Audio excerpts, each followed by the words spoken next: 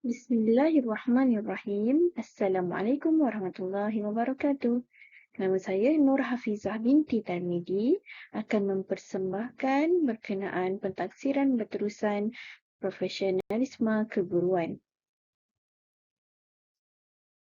Menjadi guru bukanlah tugas yang mudah kerana ianya menuntut kecekalan dan semangat mendidik yang tinggi. Ini adalah kerana guru merupakan orang yang paling bertanggungjawab selepas ibu bapa dalam memberi didikan, pedoman dan bimbingan terhadap anak-anak bangsa. Oleh itu, profesi keguruan mempunyai kod etika yang perlu dipatuhi oleh setiap guru bagi memastikan tugas dan tanggungjawab yang diamanahkan dapat dilaksanakan dengan berkesan. Dalam proses pelaksanaan tanggungjawab itu, guru dikawal oleh satu garis panduan iaitu kod etika keguruan agar tidak terlibat dengan tingkah laku yang tidak wajar. Sebelum kita pergi lebih jauh lagi, kita berkenalan dulu berkenaan definisi kod etika profesion. Ia merupakan peraturan untuk membantu profesional dalam mematuhi prinsip-prinsip yang termaktub supaya menjaga imej baik profesionnya. Tujuannya adalah supaya guru tidak melakukan sesuatu yang tidak diingini serta mencemarkan imej profesion keguruan. Oleh itu, melalui pembentangan ini, saya akan mengulas berkenaan isu-isu dan profesion keguruan serta perkaitannya dengan etika dan perundangan dalam pendidikan. Baik, kita lihat kepada isu yang pertama iaitu penggunaan media sosial di dalam kelas. Sebelum itu, kita kenali dahulu pengertian media sosial. Media sosial merujuk kepada saluran komunikasi secara dalam talian yang membolehkan penggunaannya mencipta, mengkongsi dan atau bertukar maklumat atau memberi pendapat dalam komuniti maya dan rangkaian media sosial. Sebagai contoh, Facebook, TikTok, Instagram, YouTube, Blogspot, WordPress dan sebagainya. Baik, isunya di sini adalah di mana guru merakam video semasa di dalam PDP, seterusnya tular video tersebut di dalam media sosial berkenaan guru yang mengadakan siaran langsung di aplikasi TikTok ketika sedang mengajar. Justru itu, netizen memberi respon dan pandangan masing-masing berkenaan video yang telah tular tersebut dan rata-rata komen adalah berbentuk kecaman dan kritikan terhadap tindakan guru tersebut menggunakan media sosial ketika bertugas. Ia juga menimbulkan kerisauan dalam kalangan ibu bapa dan pengguna lain turut mempersoalkan mengenai etika dan adab guru tersebut ketika menjalankan tugasnya.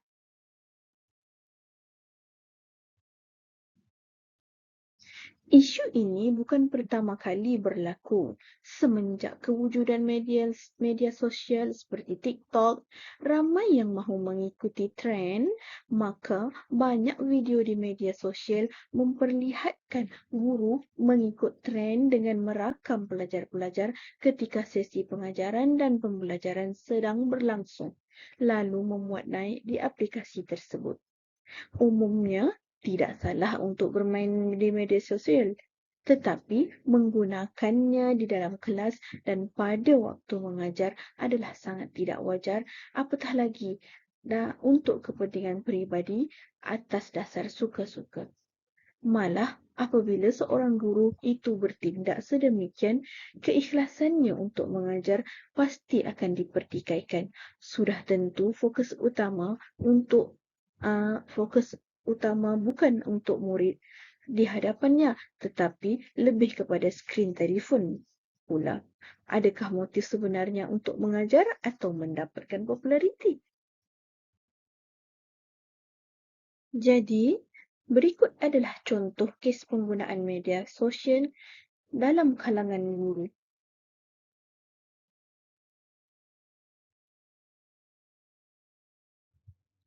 Baik, kita lihat pula perkaitan isu guru menggunakan media sosial ketika mengajar dengan etika perguruan.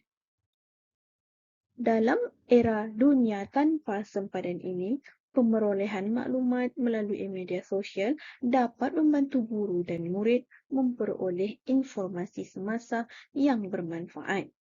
Guru dan juga murid perlu mempunyai rasa bertanggungjawab dalam penggunaan media sosial sama ada dalam urusan rasmi atau peribadi.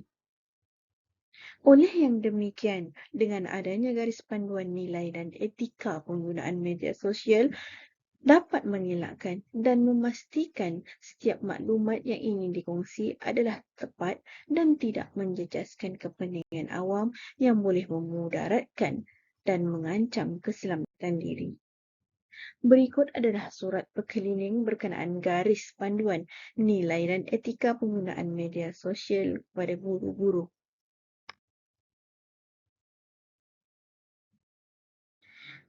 Garis panduan ini bertujuan untuk menerangkan berkenaan tata cara, peraturan dan kawalan kandungan media sosial yang perlu dipatuhi oleh guru dan murid supaya tujuannya adalah dalam penyebaran dan perkongsian maklumat itu terkawal. Seterusnya, isu salah laku dan penyebaran maklumat tidak beretika di media sosial dapat dielakkan. Seterusnya, maklumat yang disampaikan adalah jelas dan tepat. Dan yang terakhir, kesejahteraan sistem pendidikan di Malaysia terpelihara.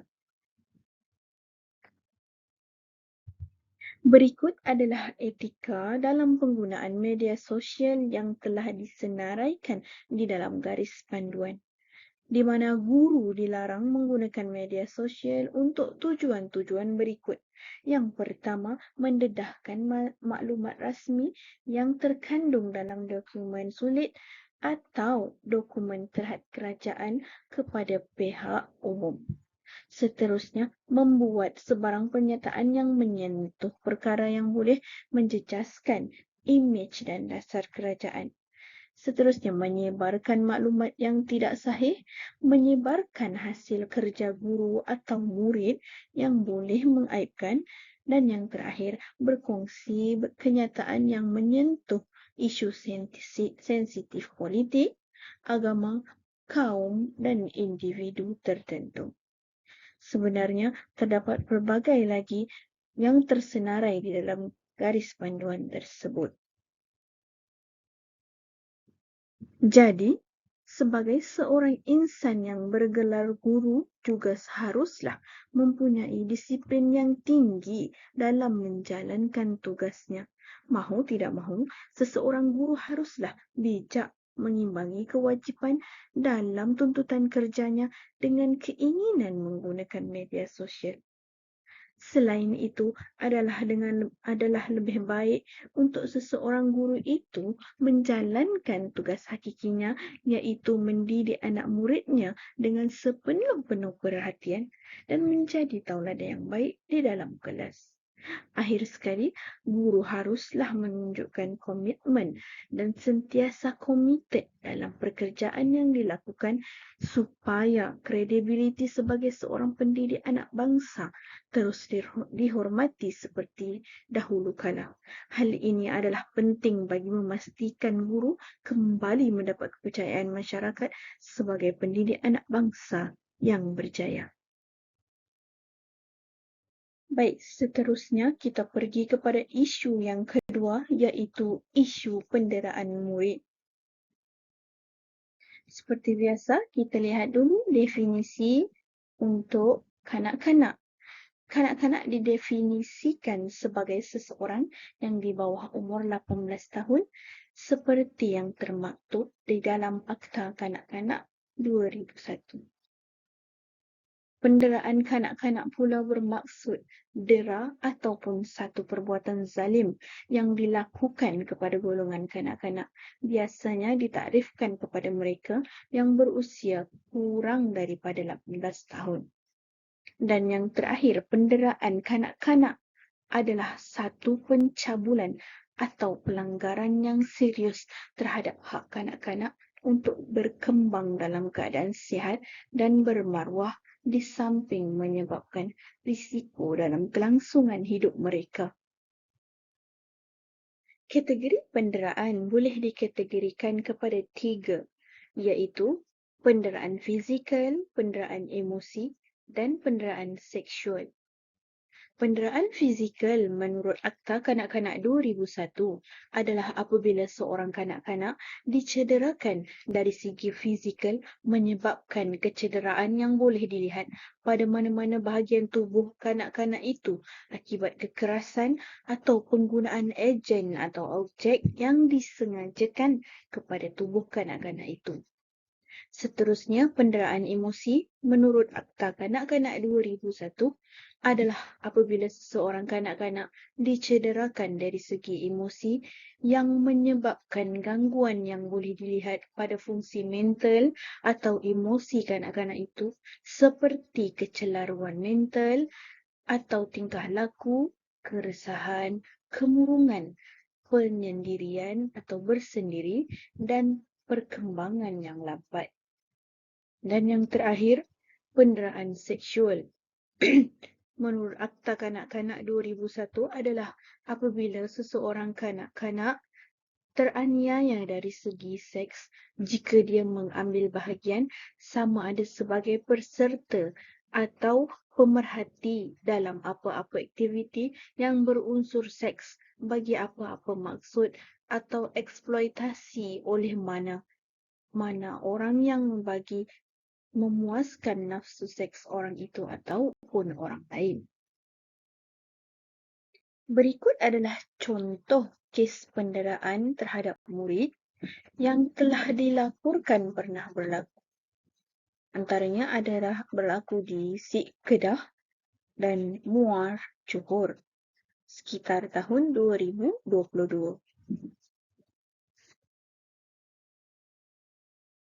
Seterusnya, apakah perkaitan isu penderaan murid dengan etika perguruan? Yang pertama, accountability guru kepada pelajar. Yang kedua, isu kesantunan guru. Accountability kepada pelajar. Penderaan merupakan perbuatan yang bercanggah dengan kod etika perguruan. Guru perlu mengutamakan kebajikan dan keselamatan pelajar daripada hal-hal lain. Guru tidak boleh membuat sesuatu perkara yang membahayakan nyawanya dan keselamatan pelajarnya, apatah lagi mendera mereka. Seterusnya, guru perlu mengawal rasa amarah yang mengakibatkan melakukan penderaan secara tidak terkawal. Dan yang terakhir, pertimbangan yang wajar perlulah dilakukan oleh guru sebelum melakukan sebarang tindakan. Seterusnya, kesantunan guru. Kesantunan merupakan aturan perilaku yang ditetapkan dan disepakati bersama oleh suatu kelompok masyarakat tertentu, sehingga kesantunan tersebut menjadi prasyarat yang disepakati oleh perilaku sosial. Berdasarkan perkembangan semasa dalam profesen keguruan, kesantunan dapat dibahagikan kepada 3, iaitu kesantunan tingkah laku, kesantunan berpakaian dan kesantunan berbahasa. Untuk membentuk kesantunan dalam kalangan murid, bermula dengan kesantunan yang dipamerkan oleh seorang guru terlebih dahulu.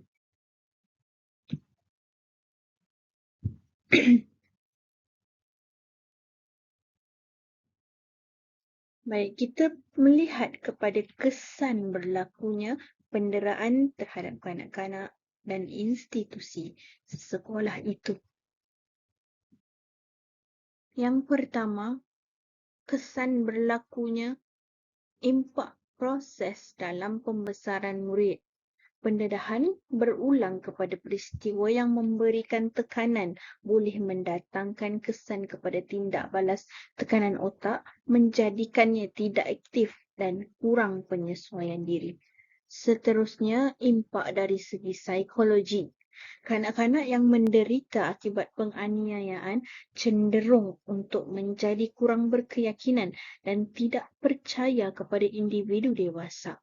Mereka mungkin sukar dan tidak mampu meluahkan perasaan sebenar mereka, menyebabkan wujudnya gangguan dalam mengawal emosi. Semakin lama penderaan berlaku, semakin serius impak yang akan berlaku. Dalam sesetengah situasi, penderaan berterusan sehingga zaman remaja dan alam dewasa. Ia juga boleh membawa kepada kegelisahan kronik dan kemurungan. Seterusnya, impak fizikal, yang mana tanda penderaan fizikal kanak-kanak adalah lebih mudah untuk dilihat berbanding penderaan yang lain, seperti pengabaian atau penderaan emosi. Contohnya, kesukaran untuk duduk atau berjalan, lebam, bengkak, terseliuh atau keretakan. Kesan seterusnya adalah hubungan guru, pelajar dan ibu bapa menjadi tidak baik, dan yang terakhir merosakkan serta mencemarkan imej profesion perguruan. Baik, isu yang seterusnya adalah isu rasuah dalam kalangan guru. Definisi rasuah adalah penerimaan atau pemberian suapan sebagai upah atau dorongan untuk diri seseorang kerana melakukan atau tidak melakukan sesuatu perbuatan yang berkaitan dengan tugas rasminya. Akta Suruhanjaya Pencegahan Rasuah Malaysia 2009. Istilah rasuah disebut sebagai suapan. Baik, kita lihat pula jenis-jenis rasuah. Antaranya adalah wang, jawatan, diskaun, undi, upah dan hadiah.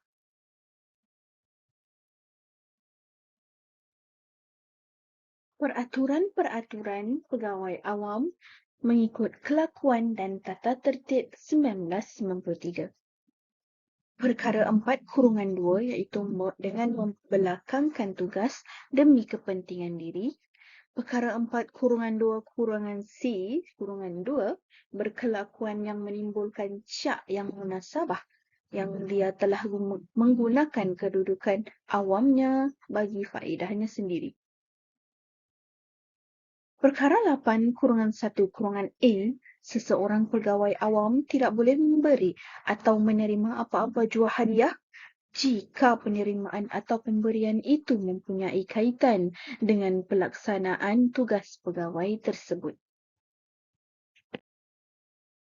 Baik, berikut adalah Akta 694, Akta Suruhanjaya Pencegahan Rasuah 2009, yang mana di atas kesalahan meminta dan menerima rasuah di bawah Seksyen 16-A dan 17-A Akta SPRM 2009. Kesalahan salah guna kuasa atau kedudukan oleh pegawai awam dijatuhkan hukuman atas Seksyen 23 Akta SPRM 2009. Dan yang terakhir, menawar dan memberi rasuah di bawah Seksyen 17-B Akta SPRM 2009. Baik, berikut adalah contoh kes rasuah yang pernah dilaporkan di Malaysia yang melibatkan guru besar. Salah satunya adalah berlaku di Johor Bahru sekitar tahun 2023. Dan yang kedua adalah berlaku di Shah Alam sekitar tahun 2022 yang melibatkan guru besar meminta rasuah dengan amaun yang agak besar. Baik, berkaitan isu rasuah dan dengan etika perguruan, yang pertama, tanggungjawab terhadap profesion keguruan di mana guru tidak sepatutnya melibatkan diri dalam kegiatan yang boleh menjejaskan kecekapan sebagai seorang guru, dengan mengelakkan diri daripada membuat sebarang kenyataan atau ulasan yang boleh mencemarkan nama baik seorang guru dan profesen perguruan. Yang kedua adalah tanggungjawab terhadap masyarakat dan negara. Guru sepatutnya mengelakkan diri daripada menyebarkan sesuatu ajaran seperti rasuah ini yang boleh merosakkan kepentingan pelajar, masyarakat atau negara. Malah, guru sepatutnya menggalakkan kerjasama dan persefahaman antara guru dengan ibu bapa, institusi pendidikan dengan masyarakat. Jelaslah di sini, guru perlu menjadi teladan kepada institusi pendidikan lain dengan menolak jenayah rasuah. Guru tidak sepatutnya terlibat dalam aktiviti meminta dan menerima wang rasuah kerana ia secara tidak langsung akan menjejaskan reputasi sekolah dan institusi pendidikan itu sendiri. Seterusnya, kita lihat kepada isu yang terakhir iaitu isu berkenaan gangguan seksual terhadap murid. Gangguan seksual boleh didefinisikan merupakan suatu bentuk perlakuan atau pertuturan yang berunsurkan seks atau lucah, keganasan atau ancaman yang dilakukan oleh mereka yang memiliki kuasa atau kekuatan fizikalnya terhadap golongan yang lemah, terutamanya wanita dan kanak-kanak. Antara jenis gangguan seksual di sekolah termasuklah perlakuan atau memberi isyarat lucah, memaksa atau mempengaruhi pelajar untuk membuat perlakuan seksual, melakukan sentuhan yang berbentuk seksual, menulis atau mempamer bahan bukan pembelajaran yang berbentuk lucah dan sebagainya.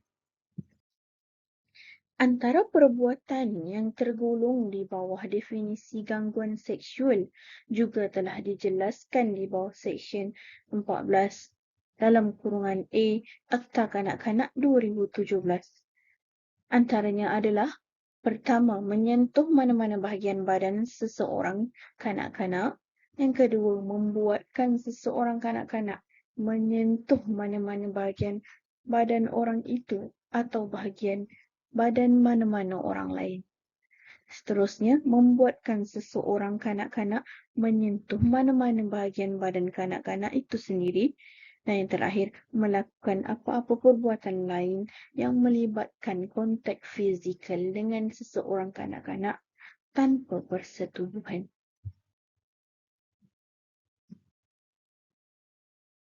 Berikut adalah contoh kes gangguan seksual terhadap murid yang pernah dilaporkan.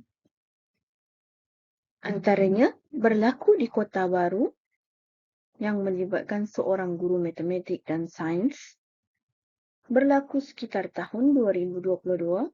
Seterusnya, berlaku di Kuala Lumpur yang melibatkan juga seorang guru wanita yang berlaku pada sekitar tahun 2024. Seterusnya, berkaitan isu dengan etika perguruan. Yang pertama, bertanggungjawab terhadap pelajar. Yang kedua, bertanggungjawab terhadap profesen keguruan. Dan yang ketiga, bertanggungjawab terhadap ibu bapa. Tanggungjawab terhadap pelajar. Di dalam kes ini, sepatutnya guru tersebut mengutamakan kebajikan dan keselamatan pelajar. Namun, guru tersebut telah melakukan perkara yang sebaliknya terhadap pelajarnya. Kes seperti ini tidak seharusnya dilakukan kerana telah mencemarkan nama baik profesen perguruan. Kesannya, murid tersebut tidak lagi berasa selamat untuk melibatkan diri dalam pembelajaran. Seterusnya, etika tanggungjawab terhadap profesen keguruan. Guru sepatutnya bertanggungjawab dalam menunjukkan cara berpakaian, pertuturan dan tingkah laku yang dapat memberi contoh.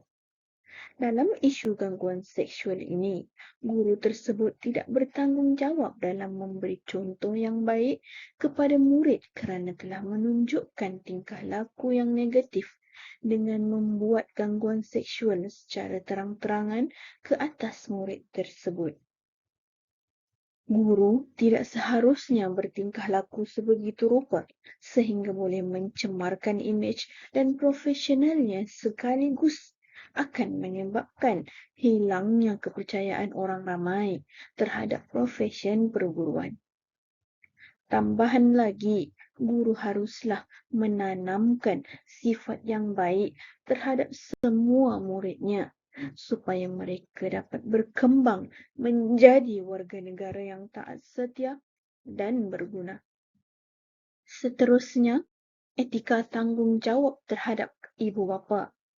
Guru seharuslah bertugas sebagai pengganti ibu bapa dalam usaha membentuk tingkah laku murid ke arah matlamat yang diterima oleh masyarakat. Maka, guru tidak seharusnya menyatakan atau membuat sesuatu yang boleh mengurangkan keyakinan diri murid dan ibu bapa terhadapnya, serta guru tidaklah harus mengajar sesuatu yang boleh merosakkan kepentingan murid, masyarakat atau negara. Seterusnya, kita lihat pula berkenaan kesan gangguan seksual terhadap murid. Yang pertama, gangguan psikologi. Sebagai contoh, trauma disebabkan gangguan seksual boleh memberi kesan berpanjangan kepada emosi wanita. Wanita yang berhadapan dengan gangguan seksual mempunyai risiko 3 kali ganda untuk mengalami kemurungan. Seterusnya, gangguan kesihatan yang terjejas. Menurut American Academy of Family Physicians, trauma boleh mencetuskan pelbagai simptom fizikal. Antaranya ialah sakit badan yang kronik, sindrom rengsa usus, disfungsi seksual, tekanan darah yang tinggi dan pedih ulu hati. Seterusnya, kesan yang ketiga adalah produktiviti kehidupan murid itu terganggu. Mangsa gangguan seksual juga sering menyalahkan diri sendiri atas trauma yang mereka alami. Selain itu, ada juga yang akan merasa marah, malu serta kecewa dengan perlakuan sebegitu rupa. Pada masa yang sama, mangsa juga mungkin lebih gemar bersendiri. Mereka sukar untuk meneruskan kehidupan seharian dan mula mengabaikan diri masing-masing.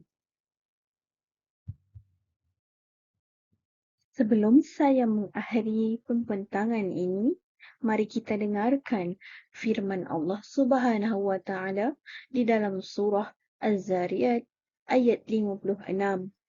A'udzu billahi minasyaitonir rajim. Wa ma khalaqtul jinna wal insana illa liya'budun. Surah Az-Zariyat ayat 56 maksudnya, dan ingatlah, aku tidak menciptakan jin dan manusia melainkan untuk mereka menyembah dan beribadat kepadaku. Ayat ini dengan jelas menunjukkan matlamat penciptaan manusia adalah semata-mata untuk menghambakan diri kepada Allah Subhanahu wa taala dengan ma'rifah, mentauhid dan melakukan segala suruhan dan meninggalkan segala larangannya.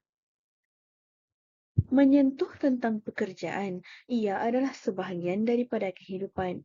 Justru, kerja adalah ibadah apabila diniatkan semata-mata kerana Allah dengan penuh keikhlasan dan pengharapan daripadanya. Lakukanlah sebarang pekerjaan dengan bersungguh-sungguh agar sentiasa mendapat rahmat daripada Allah Subhanahu wa taala. Sekian daripada saya. Wabillahi taufiq wal hidayah. Wassalamualaikum warahmatullahi wabarakatuh.